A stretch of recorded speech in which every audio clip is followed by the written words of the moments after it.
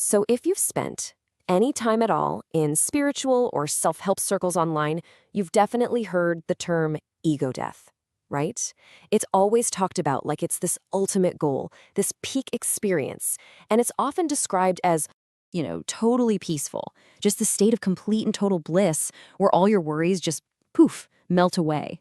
Or they'll say it's an unbelievably beautiful experience, emerging with the universe, this profound moment of connection.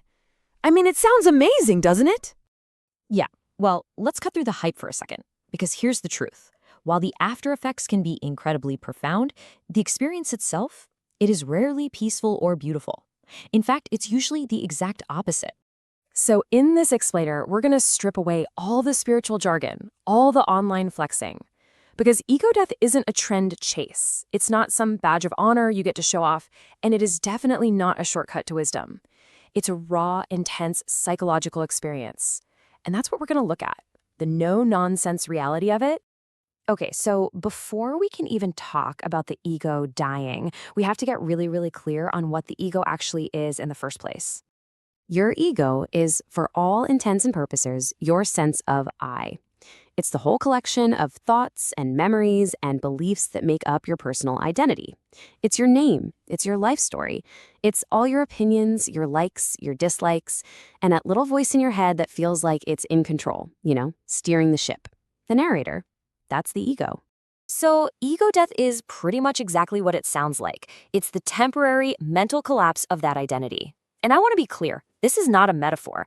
It is a genuine psychological event where the entire structure of you just dissolves.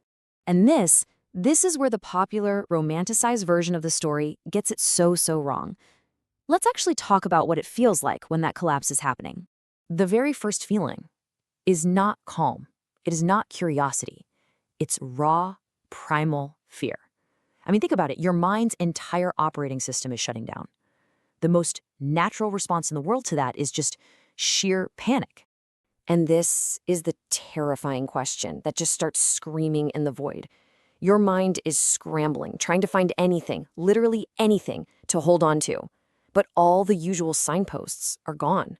When that feeling of I vanishes, all that's left is this terrifying question mark.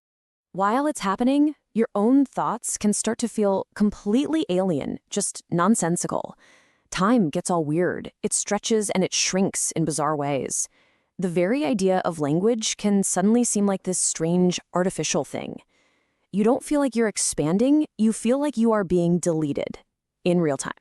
And this really gets to the core of the terror.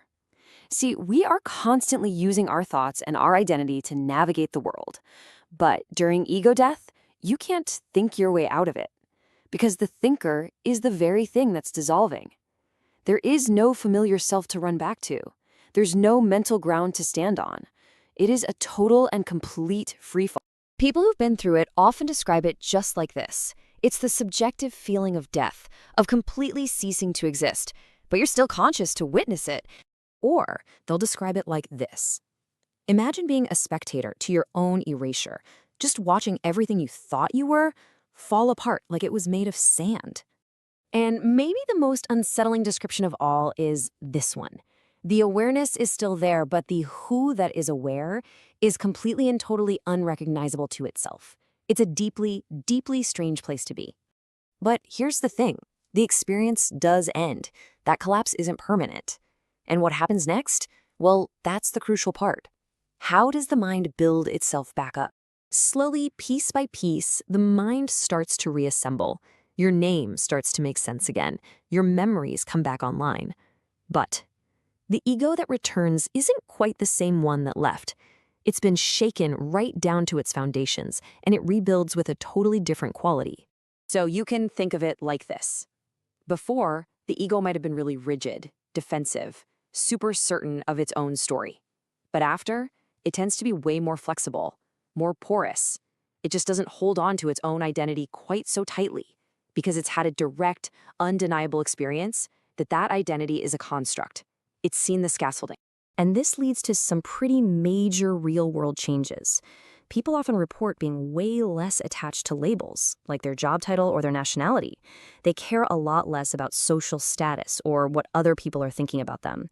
And this isn't because they've suddenly become some kind of enlightened saint. It's because they have felt in their bones just how fragile and temporary all of those identity markers really are. And this brings us to the real point of all this. The goal isn't to go out and chase this terrifying experience. The goal is to understand what it reveals. So let's be absolutely crystal clear about what ego death is not. It is not a permanent state. The ego always comes back. It's not some magical event that's going to solve all your problems. It absolutely does not make you superior to anyone else. And most importantly, it is not an escape from the ego. Chasing it for bragging rights or as a spiritual trophy completely misses the entire point. This right here is the heart of it. The experience doesn't hand you some book of cosmic secrets. What it does is it rips away the powerful illusion that your constructed self is the absolute permanent center of the universe. It shows you what's left when that story gets put on pause. And that is why the integration, what you do afterward, is everything. The terrifying, disorienting moments of the experience itself are really just the catalyst. The real work is what you do with that new perspective when you get back to your everyday life.